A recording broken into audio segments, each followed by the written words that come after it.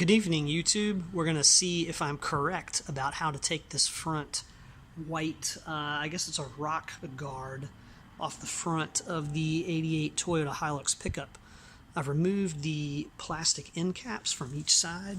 So there's the passenger side, and then walking around the driver's side, which I moved earlier in the week. There's just the two bolts here that you access with a nut on the back from the inside. You can see there a little bit.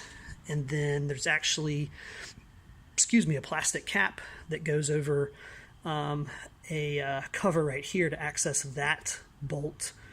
So 3 different bolts, take it off. Then there's these screws. This one happened to be stripped. I can't get it out. So I've undone this little bar with that bolt on each side. And undone, what else? The bolt up here. And I may have to do that on the other side, but I think, let's see what we got. Yep, I'll have to undo it right there, but that should pull this entire thing off. There's 2 screws, one here and here, identical on the other end.